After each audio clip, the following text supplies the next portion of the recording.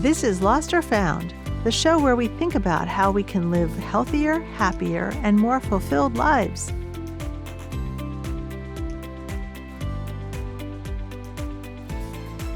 Here's your host, Dr. Michelle Choi. Hello, Monica Martinez. Thank you so much for being here and welcome to Lost or Found. Hi, Michelle. Thanks for having me. Wonderful. And before we begin, can you tell us about yourself? Sure. Well, my name's Monica. I live in the Santa Cruz Mountains with my family, my wife, Jen, and two children who are currently in our care. I'm sure we'll talk about them in a little bit. And I'm also the CEO of a large health and human services nonprofit here in Santa Cruz County. Wonderful. And what's the name of your organization? It's called Encompass Community Services. It's a large behavioral health, housing, early childhood development organization. We really serve the whole family, the whole individual, and provide a lot of important services throughout our county. I've been doing this job for about 7 years. How beautiful. And may I ask you, how did you make the decision to become a foster parent? Well, I knew my whole life that I wanted to become a parent, and I think being somebody who's in a same-sex relationship, it doesn't happen in the same sort of natural ways that it might happen for heterosexual relationship. And as I started to really explore those options, I just found that there are so many children in this world who need a safe and loving home. And just given, both my professional experience and also just the love that I felt Jen and I had to give, we really felt like this was the right fit for us. Mm-hmm. How wonderful. And how do you think one knows if becoming a foster parent is right for you or right for them? Yeah, I'll start by saying that, being a foster parent really it's not for everybody. But if you have the space and if you have the capacity to open your home and open your heart, it's a journey that's really worthwhile. And I have found that it's been the most rewarding thing that I could ever imagine. Um, you know, we went into becoming foster family with the intention of adoption. Mm-hmm. We had the goal to build our family through permanency, and really had a lot of fear around what would happen if we chose to foster a child and they weren't able to stay with us. And throughout our journey as foster parents, our perspective and our understanding of what's needed and what it takes from us has really changed. And we've really grown, and we've learned, and we've shifted our perspective. And we found that the role of being a foster parent really isn't to meet your own family goals. It's not about here's what I want my family to look like, and here's the ideal child, and here's the ideal timing, and here's how our family is going to be perfect. It's not about us, it's about the child. And it's a system that often isn't set up to be child centric, but it should be. And there are children who really need adults to meet them where they are, and support their best needs, whatever that is. And that may be permanency in your home forever, and maybe it's not. And we've learned through the variety of children who have come into our home that for some of them, staying with us wasn't the right route for them. They had Mm-hmm. loving parents, loving relatives who were perfectly able to support them, and they needed to be in those homes. And so our, I guess you could say, our goals of being foster parents have really changed. And I feel really now, just really different about what it means to be a foster parent and what it means to build our family through foster and adoption. Yeah, what does it mean to be a foster parent? Yeah, so if you choose to become a foster parent, with the goal of adoption, you start doing something that's called concurrent planning. So, you become licensed, you go through a variety of classes, pretty invasive interviews, lots of approvals and whatnot. You get your license, and then you start receiving calls about children who need a safe, loving home, right? They might be children within a certain criteria that you're looking for, age or, number of children, right? There's a lot of sibling sets out there. Um, but then, when you say yes to a child and they come into your home, you become, at least in the state of California, you become what's considered their concurrent placement, which means Mhm. that you are simultaneously providing them with a temporary um, support and a foster home, and you are supporting that child in the reunification process with their biological parents that they can't be with at the time, while also knowing that you could be their permanent or their adoptive plan if their reunification plan doesn't work out. And I think that's the challenging space for a lot of foster and adoptive families to hold, is that you have to do both. And what I have found is that the best way to do that is by just loving those children. They should never know that they're a maybe forever in your home. They should never feel like you're holding back anything, because these children deserve to feel like they're everything to somebody, and they're in predicaments that they don't deserve. They have lost attachment. They have lost relationships. They experience a lot of trauma and grief, and really it's our job to meet them where they are, like I said, to listen to them and to support them. And if the goal continues to be permanency, and if we have found, if we're fortunate enough to be able to move towards adoption, then fantastic. But if we're able to just provide that child with a healing and supportive and loving space for a period of time, months, years, then that's what we can give. And I think that's I don't know. I think that's what it means to become a foster parent, and I really hope that a lot more people will consider it if they have the space in their home and the flexibility in their life to do something like that. Wow, Monica, like what you say is so powerful. Like, what you say, like a child should never feel like they're a maybe. I think that's so true. It's so powerful. And the fact that you're providing a safe place for a child, you don't know what the long-term plan is, but the fact that a moment in their lives that they need a safe place and you and your wife are providing that for them. I think that's so beautiful. If the priority in foster care is to reconnect them with their parents then, right? Their, what you were saying, Hmm. reunification. Yes. Yeah. Yeah. So, I could talk a little bit about the foster care system if that would be Mm, helpful. Over, the course of many years, an entire industry and system has been built up around child welfare. And it's the idea that, there are some families and some homes that children are born into where, their parents aren't able to keep them safe. And there's some kind of allegation of abuse and neglect. And then generally, at least in the state of California, the county's responsibility is to investigate that claim and to, if they can substantiate the allegations, then to remove the child and place them into a safe place, and then to immediately start the process of seeing what they can do to support that family so that way they can reunify with their child. The beginning goal is to ensure that families stay intact and stay together. I should note that just through the history of the development of the foster care system, unfortunately, it does really disproportionately impact families of color.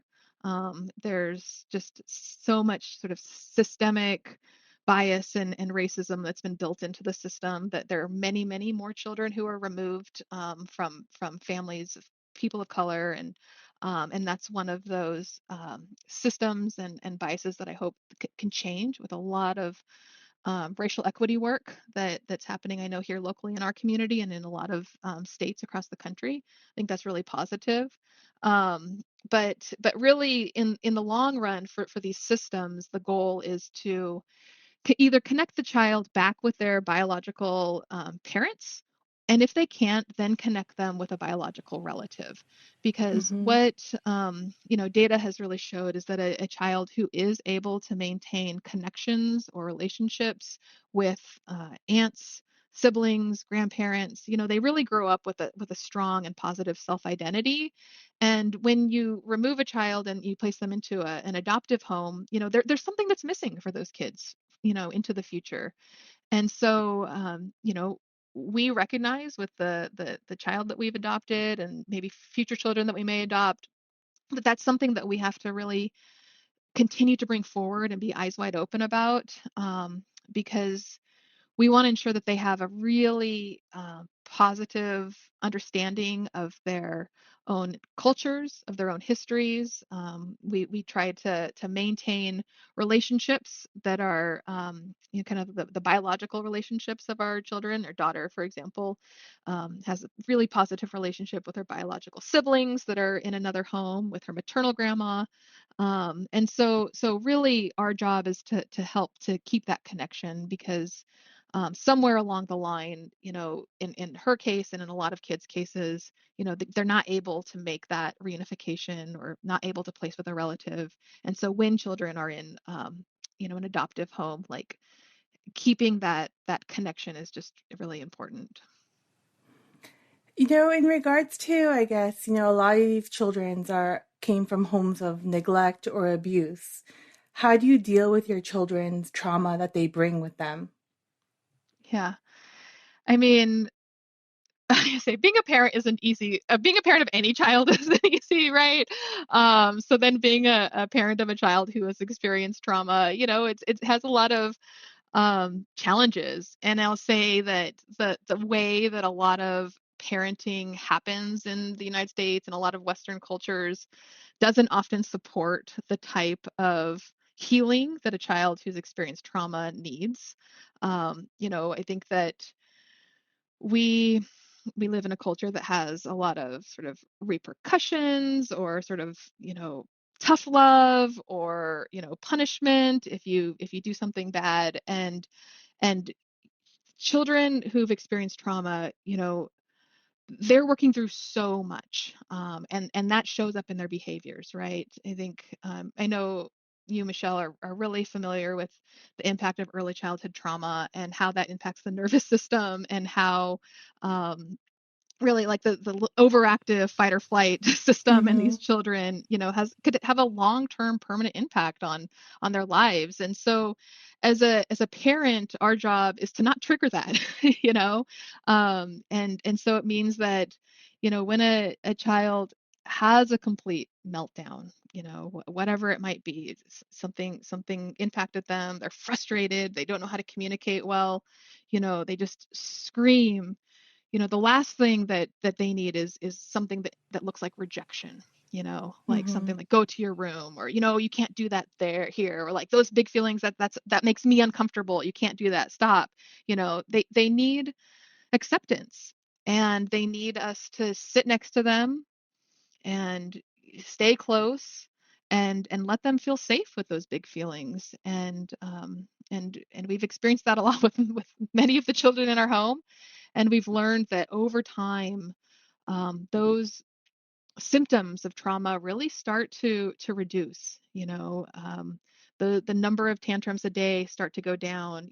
Their sense of safety and security starts to increase. And we've found that, we've watched children really heal and blossom in our home because their nervous system has had time to just settle down, and they Mm-hmm. start to feel stable and secure. um, but we also know that it's going to be a lifelong journey. Our children, you know, they may be in a good phase right now. Our daughter's 7. She's doing well. I mean, we fully expect that when she becomes a teenager, things will reemerge, because that grief and loss will always be there for her. And it's our job to meet her where she is, no matter what phase she's in, and support her continued, development, growth, and identity, so she can grow into a healthy, strong adult, which I know she will. She's wonderful. Yeah. I think what you say is so true because, you know, I think even in like biological families, there is so much trauma, but you don't talk about that trauma. And oftentimes you don't know that was trauma until you're older. And I think foster children, they know from early on that that wasn't right. They were taken away from their home, but it's definitely something that, many encounter. Don't you think? Like it just like unfortunately the society forced them to be honest about it from early on. Yeah, I think, Unfortunately. Yeah. It's unfortunate and it's also fortunate. I think 30 years ago, adoption was something that was really secret. Like, you hear these Hmm. stories of people who grow up, they turn 18 and they realize that they were adopted and like nobody told them, like that's so not cool. And so I think Yeah. now, like in just the science and the training of becoming a foster family, like we just recognize that like you've got to talk about these things. You've got to be honest in an age appropriate way. You've got to help the child ask questions. You've got to give them words to their story, and that's how they're going to heal and grow. And It's I think so that's true. that's something that actually could benefit, like you said, any biological family, like, giving words, giving space, giving acceptance and love, even when it's not pretty. Like that's what families need. That's what children need, no matter where you came from. Yeah, that's what all of us need. And like how many of us would have benefited from naming our feelings, right? Like from so early on. I thought that was so profound what you said, that even when your children were throwing tantrums, you know, it you didn't leave them. Like you were there, you were with them. You have to like ride it out with them, like cuz how many times do we send our children away, and that's the last thing they need Yeah, as a yeah. foster child. Yeah, as a child who's been, whether it's real or perceived, this idea of rejection, right? There some relationship was broken so deeply, whether it's when they were an infant or when they were 3 or 5 or 7 or whatever it is, they had such a broken core attachment and core relationship. And so they're just looking for other adults to perpetuate that same behavior, right? So if they're in our home and they throw something very important to me off the deck, for example, you know, although my head is like exploding, sending that child away just reinforces to them this parent can't be trusted. This parent, I do something bad. Children are so egocentric. Like, I've done something wrong. I did something wrong in my biological family. Now I'm here. Now I've done something wrong again. Now I'm sent away. Like, adults can't be trusted. And we know that, like, a strong healthy attachment to an adult and strong bond to an adult, like that is core to the development of a child. Like, a child can't meet their other developmental milestones unless they have that trusting relationship to co-regulate with and to grow with and to just feel safe. And so despite the fact that things are flying off the deck, I've got to keep my cool and not let that child feel like, their place in our home is in question because of their behaviors. Absolutely. Did your children allow for you to like comfort them initially when they came into your home? Yeah, it really depended on the child. One of our kids didn't know how to give a hug. Like, we would reach out and they would like turn their back to us and kind of like back their way in. But they had so little um, affection throughout their life to that point that they didn't even know what we were doing. And so we don't push it, How old were they? How old were They they were then? almost 5, almost 5, Wow. and didn't know how to give or receive affection because that's not something that they could count on in the home that they lived in. And they, you know, just, lack of comfort in a bed, lack of comfort in a safe space, lack of um, belief that food is going to keep coming. And so there was a lot of like kind of food insecurity behaviors, like eating, not knowing when to stop, or like kind of food hoarding and hiding. Like, I need this, I need to save this for later. Like, a lot of those behaviors that show up for a child, out of survival, because as when they were in their previous home, that couldn't keep them safe, that couldn't meet their basic needs, they developed those skills. And Yeah, like so that stress mode, living in the stress mode. yeah, yeah, exactly. Which is just, a lot for a tiny little developing body and brain to handle, as you Yeah. can imagine. And so what we found is just like, you know, in the affection side, we didn't just try to like, oh, we're going to smother you with hugs, because that's also not what that child wanted or needed, right? It's just like a slow connection, watching us give hugs to other children, watching us be affectionate with each other, watching us, creating a safe Mhm. and welcoming space. Now this child is like the biggest cuddle bug. Like you cannot get them off the couch if you're cuddling with them. It's just like cuddles all the time. And so that feels like a big point of healing and a big success.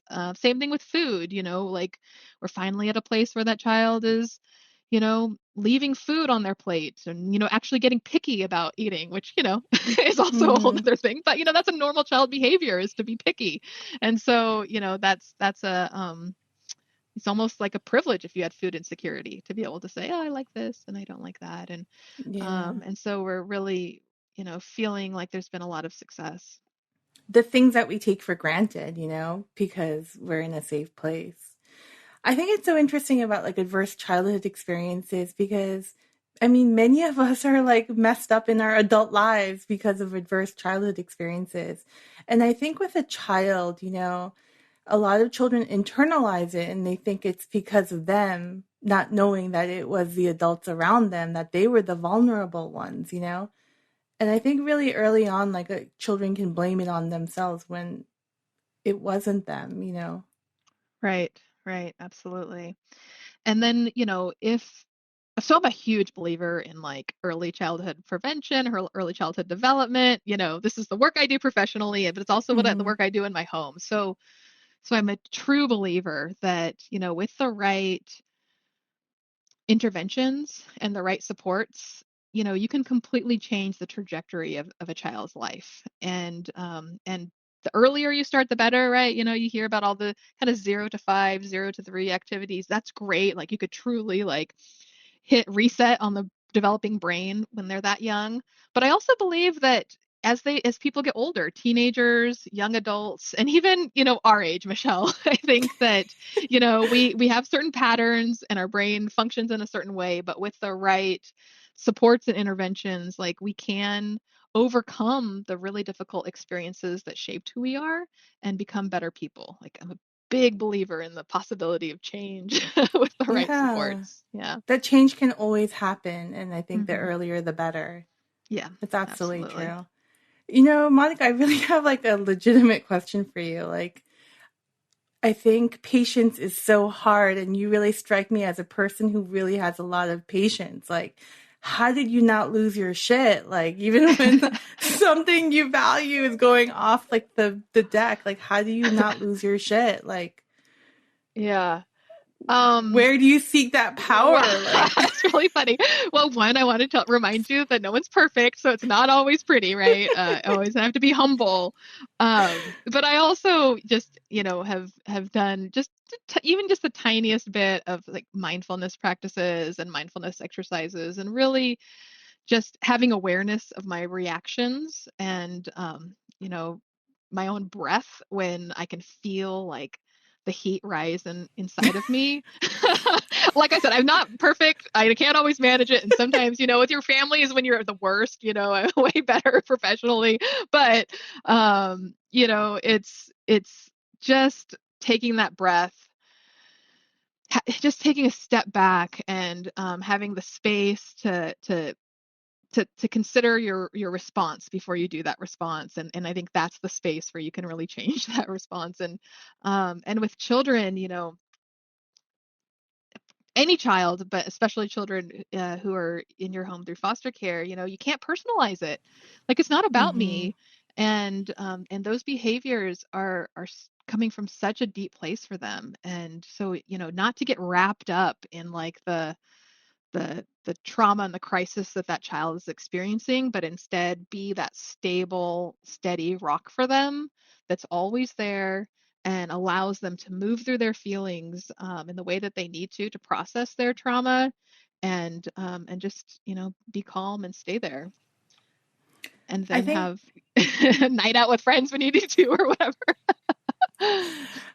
self-care is so important, and I think it's wonderful that you bring it up. Do you feel like you were emotionally supported as well as a foster parent? because that's a big dramatic change to make in your life. Like as you get to know this unique child and you're understanding who you are as a new parent. Yeah. Yeah, it's been such a journey the last number of years. You know, we've only been foster and adoptive parents. We're not unlike a lot of other families, like we don't have our own biological children. So our first foster placement was our first day of being a parent, right? And that with that comes so much joy and just uncertainty and even the chemicals in your brain change because you're feeling love and attachment in a different way. Um, and And you're so also stressed as a new parent, like exactly the same, lack of sleep, the worries, the stress, the like total insecurity. Am I doing the right thing? Um, and I think that as a foster parent, you're building your family in such a way it's so different than societal norms that, sometimes that was difficult to get and find the support that we needed. We are really fortunate that we both have like loving families that embraced our children as if they'd been there forever and if as if they're mhm. staying forever. We've always had that. And we've worked really hard to develop a community of friends who are also able to move through that journey with us. But it- it's it's very different when you're the family that, one day we have a 2.5-year-old. The next day we're carrying, an infant. And then 3 months later, the infant's no longer in our home. And, like how does the kind of common person, whether it's my coworker at work or like our Mhm. neighbors, like how do they interact when there's so much transition happening in a family unit? I think that's hard. And so, one of my goals is to really help educate people about foster families and that families really look a lot of different ways, and to help folks, you know, learn to accept that, families come in all shapes and sizes. And, I was on that journey early, of course, being in a same-sex relationship, but, now with just the variety of children that we've brought home, and some for a short period of time, some forever, hopefully, that, um, you know, it's all about acceptance and it's all about love, and really love is what makes a family in the long run. I love that. And I think that's so beautiful. Families do comes in all shapes and sizes and colors, No one can really Absolutely. say. And I think that's like the burden that society tries to put on us, but I think that's what kind of boxes you in. Hmm. And I think that's the Yeah. unfortunate. So what have been the challenges for you in caring? I mean, I'm sorry, let me ask you. How do you deal with like the heartbreak when you have to send a child home to their biological parent? I could tell you, Michelle, it never gets easier. You know, we fall in love with these children, as we should. Like our job is to love, love, love. And so we don't hold back. And we've had several children now that they fit in our family. We watch them heal and recover and, really get to a place of thriving. And then, due to the place where they were in their case and the circumstances of where they came from, they moved on to back to whether it's relatives or biological family. And each time it is just so painful. It's a grief and it's a loss. And each time I'm like, I'm never doing this again. Like this was the dumbest idea. Whose idea was this? Like I just like, I don't know if you have ever just been waiting for like an important email or something and you just can't stop checking your phone, like completely obsessed. And that's how these information comes. There's like a court date and like, are we going to hear from the social worker today? Or maybe she's on Hmm. vacation. We won't hear for next week. Like we don't always know what's going to happen. And just like that anxiety of waiting and not knowing, like it's huge. And I don't want to sugarcoat it because like it doesn't get easier. But it's the um burden that we carry for these children so that way they don't have to carry it themselves, right? It's the it's we're the adults in the room, right? We are the ones who should be supporting and loving these children so that they can just feel loved and stable and not have to worry.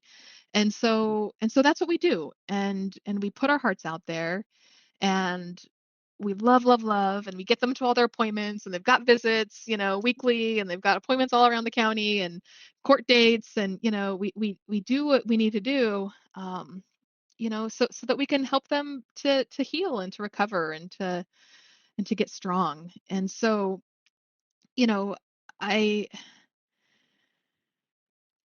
I don't know what to say about the heartbreak. It doesn't get easier. I still I get those updates on my phone like 2 years ago Hmm. today. And I just like look at them like, oh my gosh, I miss that little one so much. Oh, But you mean there like are when the still pictures show up on the your picture phone? shows up, Hmm. yeah, and I see them, and we're all so happy together, and it just like my heart breaks again. And that's real, that's grief, and that'll always be there.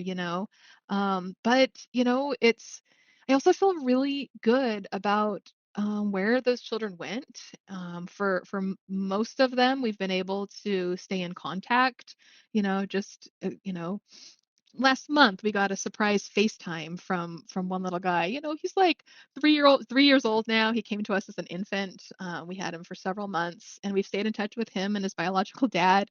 And he gets on there and he's like, "What up, you guys?" I'm like, "Oh my gosh, how does he know how to talk?" He's like, he's The growing, and he's 3-year-old? just Oh my so gosh. cute. He's just adorable. But like, we know he's doing well. We know he's where he needs to be. And so we can feel really proud that just for that little period of time in his life, we were able to, support him and support his dad. And that's one of the greatest, I don't know, gifts and joys that I have personally from this, is just knowing that we were able to provide that. And so I don't regret it. I don't regret Yeah. saying yes to the child that didn't stay. And we've said yes to children who now just are staying, and I mean said yes to children who we didn't think were going to stay, that now it looks like they could stay. And I think that's it's a really uncertain journey. And we, just like everything else in parenting, you have no control. At the end of the day, you really, you can't control and have a very strict agenda about how things are going to turn out. And I think we've learned to adapt in those ways, and that's how we've navigated this as a family. Yeah. I've always admired your family. I've always admired you and your wife because you really give like the biggest gift of all to whomever, like the gift of love. I think nothing is bigger than the gift of love.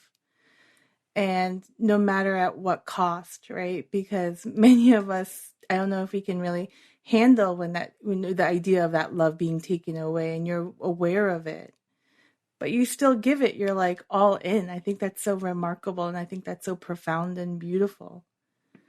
Thanks, You Michelle. guys are like Buddha. Well, you should see Human us on an Buddhas. average day. No, no. It sounds lovely, but we're also human, just like everybody else. Yeah. But Jen to and I know, bicker. but I think to know that that love can be taken, I mean, I think to know that that person can be taken away at any moment, but you still give all of yourself, I think that's tremendous. And I think not many of us know how to do that. Yeah, but I think you do, because I think you do that every day with all the relationships that you have. Like none of us know how long we're here, how long the people around us that we love are here. By giving love, that you're going to experience loss, right? The foster care system happens to be a system that has a lot of it. Hmm. But every day, we open ourselves up and we make choices to let people in. And I think that's, it's so rewarding. And I think Yeah. about if we had chosen not to. So say we took the class, and in the classes they tell you, there's no certainty, you don't know what's going to happen. Hmm. And if Jen and I would have driven away from that class that night and been like, I don't think we have it in us, we're too scared, then we wouldn't have our sweet daughter. who means everything to me. She's the light of my world, right? And she looks And so much like you both. I know, isn't that It's like crazy? the craziest thing about energy. She looks like your love child, like literally, physically, you know? Thanks. Yeah, I mean, it is odd. She also, she fits right in. But like, had we been afraid to open our hearts, she wouldn't be in our life. And Yeah. wow, that how heartbreaking is that to think about? So, it's been such a journey. And I'm sure I'll look back on this time and be like, oh my God, that was so stressful. It took 10 years off my life because it also is very stressful. But it's been so rewarding. I mean, just like being a parent is, as you know, Michelle, it's hard, but it's rewarding Overall. overall. Yeah. Yeah. Overall. But sometimes, like, is it a process then, Jen? I mean, is it a process, Monica? Sorry, I called you your wife's name. That's But is it okay. a process because, with like uncertainty, sometimes that can present itself as stress. Was it like a process for you to like come to terms with that uncertainty? Yeah, I mean, it was a process that we did not know we were undergoing, to be honest. We we were so naive when we fell in love with our first daughter. Like, when I look back now at like how like we fell in love with her so much, and I feel extremely fortunate that we were able to adopt her. Um it wasn't until the second child came that he was the first one who didn't stay with us. And we And how long experienced did that he stay heartbreak with for the you? first time. He was with us for about 4 months. But, Mm-hmm. we picked him up from the NICU. We like filled our home with baby stuff. We had, our whole life turned upside down to just support this infant. We were a family. And then, we discovered that he had a biological father who didn't know he existed, who was totally equipped to take care of him, as well as a bunch of, his grandparents and, a whole support. And so this is the same child that I told you that, that FaceTimed us, and we, and I think that was when we really discovered the uncertainty and the pain of not knowing, and kind of like each meeting that happens being like, oh my goodness, like this might happen. Like, what, we didn't sign up for this. We did, of course, Michelle. If you sign up to be a Mm-hmm. foster parent, you do sign up for the very likelihood that some children might not stay with you, right? But like, we went through all the stages of grief, all the, denial, and just, fear and sadness and anger. Um, and of course, like I said, it was a happy ending at the end. And I think that we've matured since that time, right? So we've had other children who had, kind of similar paths. That have stayed with us longer, and haven't been able to stay with us. And I think that's where we're just a lot more streetwise, maybe, when it comes to Mm-hmm. like the likelihood of how a case is going to work out. Like, we've learned that when you get that first phone call, like, only believe like a fraction of what it is that you hear, because the social workers, they're doing their best. But like, I mean, I swear, even like, we've had kids, their name wasn't even right by the time that we said yes to them. Like, like, there's they tell you there's no family, but there is. They tell you, there's, these issues, but those issues don't actually exist. Like, there is just, it's not the social worker's fault, but like, there's so much information being gathered at the same time. It's like Ellis Island, child's name and background gets completely changed in the process of them entering the system. And so now we just kind of know, like, well, we heard this, but this is what that could mean. And, they're at this point in the court case, which means all these other factors can happen. We've been told, like, this is a slam dunk. You're going to get to adopt this kid. And then next thing you know, that's not going to happen at all. We've been told this child does not need an adoptive home. Can you just keep him for a little while? And then that child's like staying, So like, we just have to be flexible. It changes you. It does. Yeah, it does. And we feel like, I guess streetwise is a good way to call it. We feel like we now have quite a bit of maturity, and And it doesn't mean that it's less hard or less heartbreaking, but at least we're used to the surprises. Let's put it that way. So, what do you think now when like a former child who had stayed with you, their picture shows up on your feed? What do you think in your head then?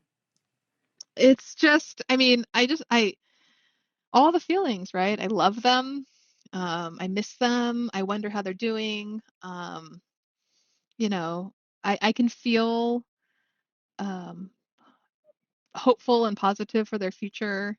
You know, um, I try to remain optimistic about their possibilities, and it kind of varies. We've had some different situations where the kids ended up going, and some we've been able to stay in touch with, and some we haven't. And we worry, you know, Yeah. and we pick up the phone. Man, if they needed us again, we of course would say yes. Hmm. Um, so we just send them our love. Our girls went to the same preschool, and during one of the meetings, a teacher was saying, "Oh, they'll forget us, when as they get older." But I thought about that statement a lot more because teachers have such a positive impact on our children, or they can. And I really think even if we don't remember their faces or names necessarily, it's something that someone else's essence and their impact on our lives is something that we carry for the rest of our lives, whether we truly remember it or not. And I can't help but wonder if those children will always carry you and your wife in their hearts, you know? Yeah, yeah, we hope so. And yeah, Michelle, I remember the teacher saying that exact same thing, which is kind of sad. I'm like, oh my gosh, but my child had such a Yeah. great time at that school. Like that was like her everything for so many years. Um, but I think that like everything you do with small children while their brains are developing impacts who they become. If you're a baby and you're crying and nobody comes, that changes who that baby becomes because they don't learn they've learned maybe other types of self-soothing, or they don't learn to count on adult, right? Like that the Hmm. even in the youngest babies, they know, they learn, if I cry, somebody's going to come and somebody's going to pick me up, right? That's Yeah. foundational into, as they grow into teenagers and into adults, right? And so while they may or may not um, know our names, or depending on kind of where they went, if that family reinforces what this experience was like for those months in their life, you know we can't control that, but we do know that somebody always picked up that baby when they were with us, and somebody always came when that Yeah. toddler cried, or and I think that that's meaningful. Yeah, and I think love is so healing, and I think you both, providing a safe place for these children when they need it. It's, you're quieting the fight or flight response, and when you quiet that, like the relaxation takes in, and that's when you can really truly heal. And I think it's like their bodies remember, and I think it's just such a beautiful gift. Mm, yeah, yeah, it's a great way to put it. Bodies do remember. Yeah. Bodies do remember, and I think that's part of the problem, right? Like we remember Yeah. the bad and we remember the good. Hmm. Do you think there's a lot of foster parents that burn out? Yes. Yes. Um, there's not a system that supports foster families in a way that I feel like is very effective. We're really at the very lowest priority level in a system like this because it's not about us, right? It's about Hmm. first the parents, because that's the way the law is set up, then hopefully about the child. I hope so. I feel like it should be the opposite way, but Yeah. that's not the way the law is right now. And then, there's relatives, and there's judges, and there's social workers, and there's, licensing agencies. There's so many stakeholders, there's attorneys, and then there's the foster family. And it's not about us. And so, you know, while there are a lot of training resources out there, I can say that you can get licensed without very high quality training classes, and it's at times you're kind of an afterthought in the system. You might be last to learn something that's critically important to the child that you're caring for. You might have your child go through a very lengthy developmental assessment and not even get access to the results, even though you're trying to care for them because you don't have that Mm-hmm. level of clearance related to privacy, right? Really important things might happen in a court case that involves the neglect or abuse of the child you're caring for, and you might not never hear about it because it's about the parents and they have a right to privacy, right? And so as a foster family, you're just like navigating this. It's oftentimes a little blind, and you're like just gathering every little crumb of evidence that you can to try to put together what you need to best support this child, right? And that's exhausting. I think that I don't blame a foster family for saying, "Hey, choosing this has gotten too hard and burning out." I hope that wouldn't happen. If the community, our country needs more high quality foster families, which I think also means that there needs to be more systems in place to support families who are caring for the most vulnerable, the most oftentimes high need children in our entire community, right? And so I'm a big advocate for that, and I try to offer my support anytime I know anybody who's interested. I'll get Mm-hmm. on the phone with them. I'll try to, whether it's coach or mentor or just listen to their struggles, because it's a really I don't want to sound like it doesn't sound right to say the word thankless job because it's so many rewards. There's so many rewards in it as Mm-hmm. well. So I don't want to But say there's a it lot doesn't of come with its bureaucracy. rewards. There's just not a lot of system support. I think that's Mm-hmm. Yeah. exactly a lot of bureaucracy and not a lot of just understanding about the experience of being a foster family. Yeah. I think the problem is also, like you said, the priorities are confused. The priority is not the child, it's the biological family. And what if the priority were the child and the foster family got as much support as the biological family, whichever way it goes? Yeah. Yeah. Yeah. I mean, it's like just keeping that child's needs first and foremost, I think would be my advice for anybody who's working in the system. It's like don't let the child fall through the cracks. Yeah. May I ask you, Monica, how has fostering and adopting changed your life? Well, I mean, I think I already mentioned it's just the most rewarding thing you can ever imagine, like I've become a parent, like we have a family, like that's, family's everything to me. And so, yeah, it's just given me in some ways just like being a new parent to a biological child, like it's just given me so much more like love and joy and laughter and hard days of course, and just busyness and fear and anxiety, like all the things, but it's just like expanded my heart and my scope of just working through the world, right? I think that's any parent. But then by doing it through foster and adopt, I feel like I I've just really been challenged to grow and think about